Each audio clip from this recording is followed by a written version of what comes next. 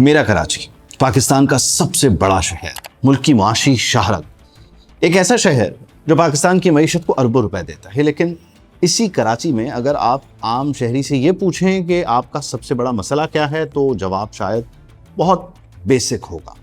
پانی، سیوریج، کچرا، ٹوٹی سڑکیں، غیر قانونی تعمیرات، گٹر کے کھلے ڈھکن اور لوکل گورننس۔ اب سوال یہ ہے کہ اگر یہ مسائل ایک دو سال نہیں بلکہ دہائیوں سے موجود ہیں تو ذمہ داری کس کی بنتی ہے؟ اور اگر ایک سیاستدان کا سیاسی سفر بھی انہی مسائل کے ساتھ تقریباً 25 سال تک چلتا رہے۔ آج ہم بات کریں گے پاکستان پیپلز پارٹی کے رہنما جناب سعید غنی کی۔ 2001 سے 2026 تک یونین کاؤنسل سے لے کر سندھ کابینہ تک، لیبر سے انفارمیشن منسٹری تک اور پھر لوکل گورنمنٹ جیسے انتہائی اہم پورٹ فولیو تک، 25 سال کے اس پولیٹیکل جرنی میں سعید غنی کو کون کون سے اختیارات ملے، ان کے زیر اثر اداروں کی پرفارمنس کیا رہی، کون سی کنٹروورسیز بار بار سامنے آئیں اور سب سے اہم کراچی کے وہ مسائل جو 2001 میں موجود تھے ان میں سے کتنے 2026 میں بھی موجود ہیں۔ سال ہے 2001۔ سعید غنی کراچی کے چنیسر گوٹ سے UC 4 کے ناظم منتخب ہوتے ہیں۔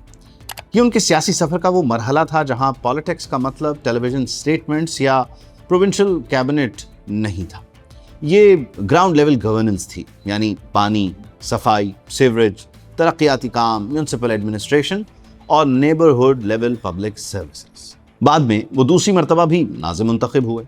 یہاں ایک چیز سمجھنا ضروری ہے، پاکستان میں اکثر سیاستدان یہ کہتے ہیں کہ بڑے مسائل وفاقی یا صوبائی حکومت کی وجہ سے حل نہیں ہوئے، لیکن UC ناظم کا عہدہ پریسائسلی لوکل پرابلم سے ہی ڈیل کرنے کے لیے ہوتا ہے، اور سعید غنی کے ابتدائی دور میں بھی انہی مسائل کی شکایات سامنے آتی رہی۔ Water supply, sewerage, drainage, sanitation, water supply, waste management, یعنی وہ ایشوز جن کے نام ہم آگے اس پوری کہانی میں بار بار سنیں۔ جس آفس کے پاس رسپانسبلٹی ہو اس آفس کی پرفارمنس بھی جانچی جاتی ہے، جانچی بھی جانی چاہیے۔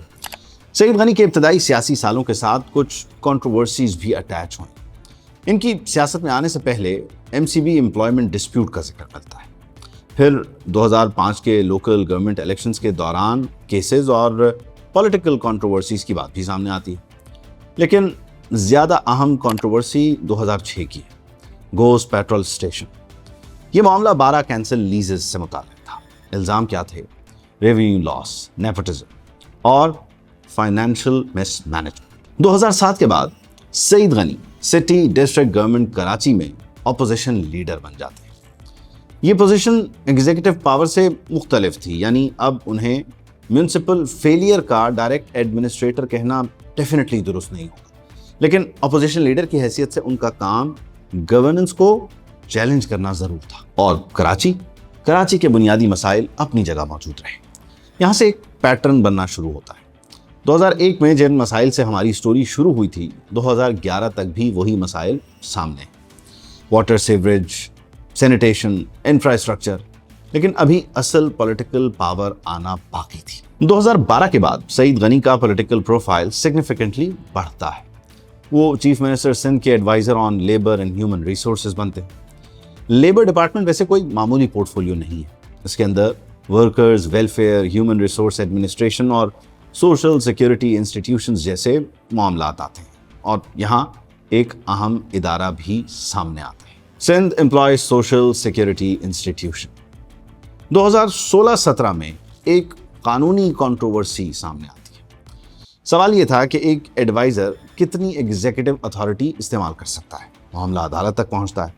آخر کار سعید غنی ایڈوائزری پوزیشن سے استعفیٰ دیتے ہیں۔ اب اس واقعے کی اہمیت صرف استعفیٰ نہیں ہے، اصل سوال گورننس اسٹرکچر کا ہے۔ پاکستان میں ایڈوائزرز اور منسٹرز کے اختیارات کی آئینی اور ایڈمنسٹریٹو باؤنڈریز کیا ہیں؟ یہ بہت اہم سوال ہے۔ اب آتے ہیں 2019 پر۔ سعید غنی سندھ کے انفارمیشن منسٹر ہیں۔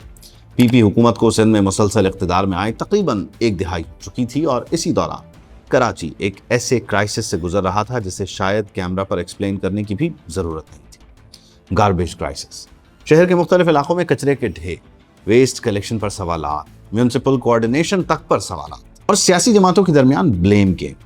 یہاں ایک بنیادی گورننس پرابلم سامنے آتی ہے۔ کراچی میں لوکل سروسز کی رسپانسبلٹی ہسٹوریکلی فریگمنٹڈ رہی۔ ایک کام میونسپل باڈی کا दूसरा प्रोविंशियल इंस्टीट्यूशन कंटोनमेंट का, तीसरा, चौथा किसी और अथॉरिटी का।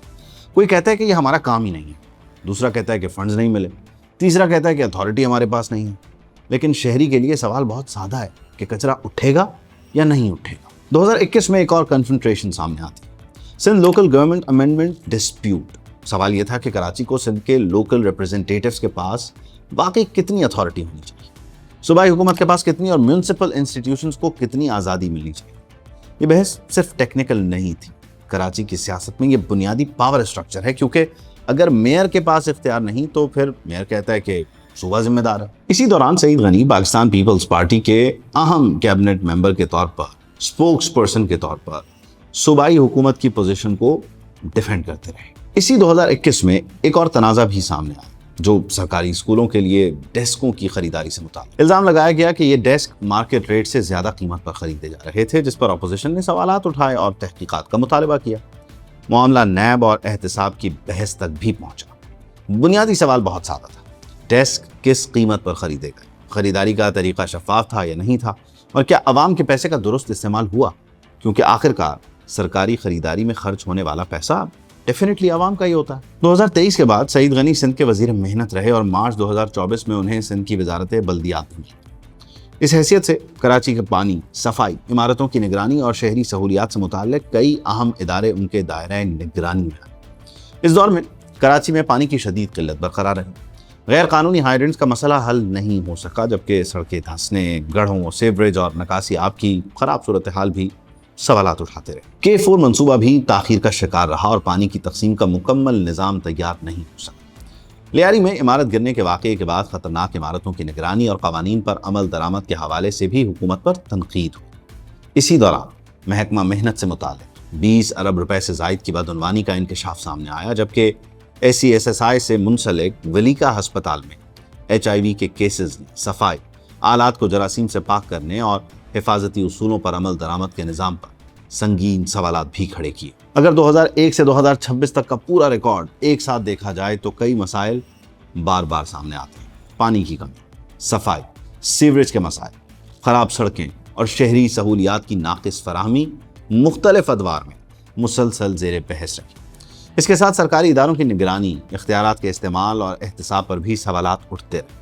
माली मामलात में मुबैना घोष, पेट्रोल स्टेशन, सरकारी खरीदारी और बदउनवानी के मामलात भी सामने आए, जबकि कचरे के बहरान, ख़तरनाक इमारतों और सेहत आम्मा के मसाइल ने भी हुकूमती कारकर्दगी पर सवालात खड़े किए। इन मामलात पर मुख्तलिफ औक़ात में अदालतों की मुदाखलत, इस्तीफ़े, तहक़ीक़ात, मुअत्तलियाँ और महकमाना कार्रवाइयाँ भी हुई।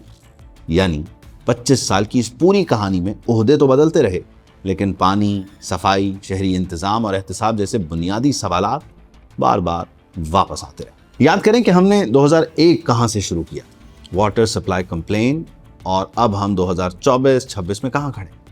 वाटर सप्लाई क्राइसिस, 25 साल, एक ही शहर और एक ही बुनियादी मसला, और एक सियासतदान कि जिसका पॉलिटिकल करियर लोकल गवर्नेंस से शुरू होकर प्रोविंशियल लोकल गवर्नमेंट मिनिस्ट्री तक पहुंच चुका है। यह है शहर कराची, और ये हैं शहर के वज़रा जो सिर्फ प्रेस कॉन्फ्रेंसेस के शेर हैं, लेकिन गवर्नेंस सिफर है।